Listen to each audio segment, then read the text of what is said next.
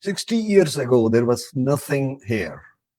No skyline, no airports, no billionaires, just sand, heat, and fishermen who had never seen a paved road. The ruler of Dubai, Sheikh Rashid, had to borrow money just to dig a creek so trading boats could enter his port. His entire treasury couldn't buy a single floor of the towers that stand here today. Before we move forward, let me say thank you for being here. I am NAEEM Sidhù, and I welcome you on Neutral Scope. Today, that same patch of desert controls $1.5 trillion in assets, hosts some 6,000 Chinese companies, shelters Russian oligarchs escaping Western sanctions, and sends $100 billion every year back to South Asia. The question arises, how does a place with nothing become the financial capital of the world in a single generation? And more importantly, is it about to fall? Or is something much bigger quietly happening? Stay with me, because what's really going on in Dubai right now will shock you. Let's talk about the journey from sand to skyline, the story that I'm going to unfold you briefly. In 1960, the average Emirati had never seen electricity. Pearl diving was the primary industry. Men would deep dive into the Gulf with nothing but a nose clip and a rope, risking shark attacks for a handful of oysters. Life expectancy was just 53 years. There were no hospitals, no schools, and no roads outside the capital. When oil was discovered in Abu Dhabi in 1958, the world assumed it would be another resource curse. A brief boom, corrupt elites, and then collapse. That's what happened everywhere else. Nigeria, Venezuela, Libya, maybe some other places also. But then something extraordinary happened. Sheikh Zayed bin Sultan Al Nahyan of Abu Dhabi and Sheikh Rashid of Dubai, Maktoum family, made a decision that changed history. Instead of holding the oil wealth, they asked one radical question: what happens when the oil runs out?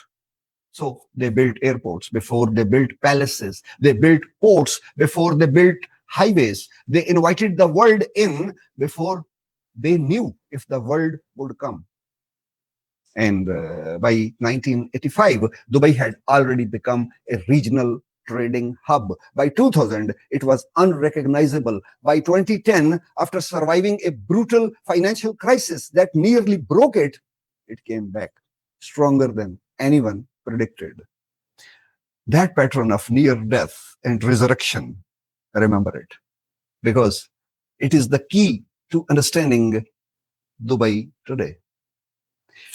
Here, before moving forward, I request for subscription. Our channel stands at almost 2,000 subscribers, but help me in achieving the first target, that's 5,000 subscribers.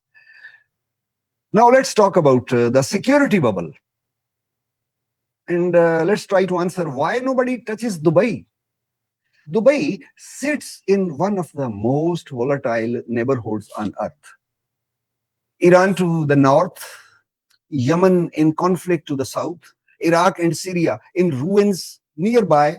By every logical measure, Dubai should be a war zone, or at minimum, a city paralyzed by fear. It isn't. Why?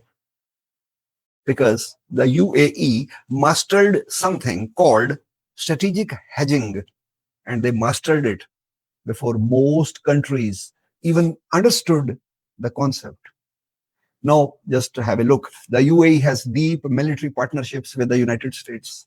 American warships dock in the UAE ports. The US air bases operate on the UAE soil. But simultaneously, China has made the UAE one of its primary investment corridors. And India? The UAE just signed one of the most comprehensive trade agreements in its history with New Delhi. Think about what that means. The UAE has made itself too valuable to every side to ever be targeted. When America and China are at each other's throats, Dubai is where both still do business. When Russia is frozen out of the Western financial system, Dubai is where Russian capital quietly lands. When regional conflicts erupts, capital doesn't flee Dubai. Capital flees to Dubai. This isn't luck. This is 50 years of calculated, brilliant diplomacy. Now let's talk about oil myth, the number. Actually, it will surprise you. Tell me, I'm asking you a question. What percentage of Dubai's economy today is oil? Take a guess. 50%, 30%, 20%. You know how it is? How much it is? 1%. The city the world still associates with oil wealth generates almost none of its GDP from oil. Dubai pulled off one of the most aggressive economic transformations in human history quietly while everyone was busy watching the skyline grow. Today, Dubai is the logistics capital of the world through DP World, a big company. It's a primary hub for global aviation. It's a sanctuary for international capital. It's a technology and financial services center competing directly with Singapore and London. When global trade tensions rise between East and West, Dubai becomes the bridge. When international sanctions complicate traditional banking, Dubai provides the alternative. The city didn't just diversify its economy, it made itself structurally indispensable to a fractured world. Now, let's talk about the billionaire migration. What the elites know, but we don't. Since 2022, something remarkable has been quietly happening there.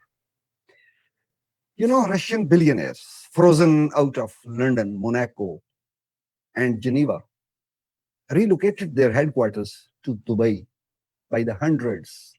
Chinese tech giants facing regulatory crackdown at home opened their international offices in the UAE. European wealth, rattled by energy crisis and political instability, moved capital into Dubai real estate at record speed.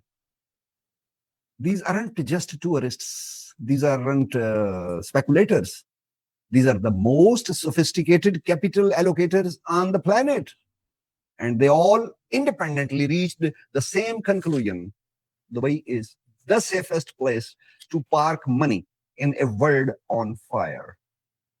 Today, over 6,000 Chinese companies operate in the United Arab Emirates. The GDP growth forecasts sit at 4.8 to 5.6%, while most of the Western world struggles to hit just 2%. The ruling family has engineered something genuinely unprecedented, a neutral regulatory zone where a Chinese tech firm, a Russian energy company, and an American hedge fund operate within the same square mile. Isn't it interesting? Every major power needs a neutral ground. Dubai claimed that ground and it is not giving it up. So, we, the 15 million, where do we fit? We 15 million. Let me explain. Let's talk about the people who actually built this city.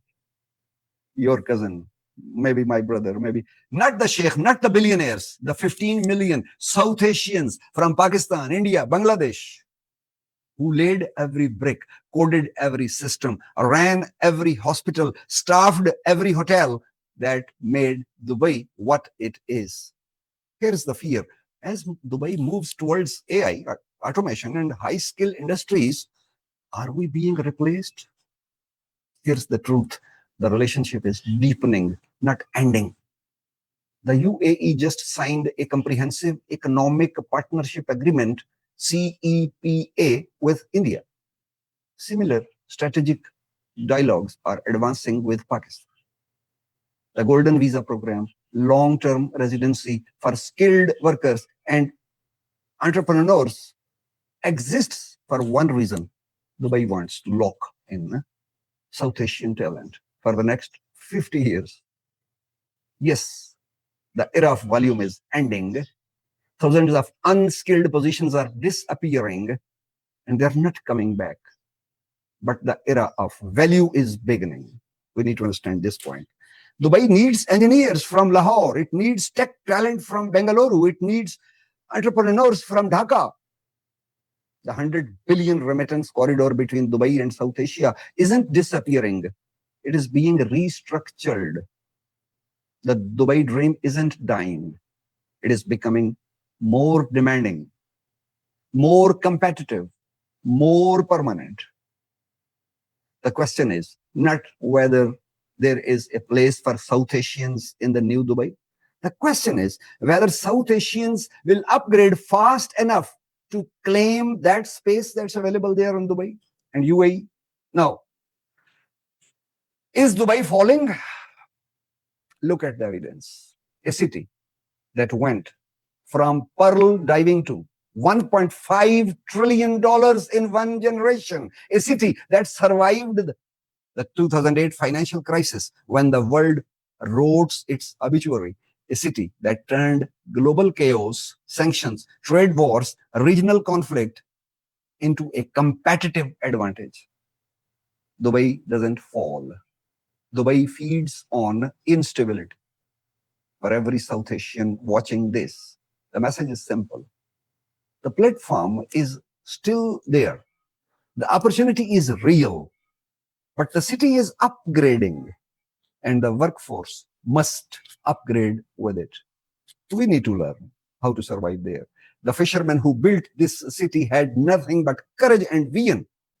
That is still all Dubai asks. Now you tell me, do you think Riyadh's rise will finally challenge Dubai's dominance? Or has Dubai's head start made the race irrelevant?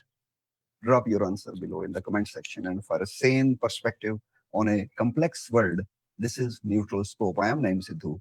I request for subscription, like, comment, and share with your friends. Thank you for your time.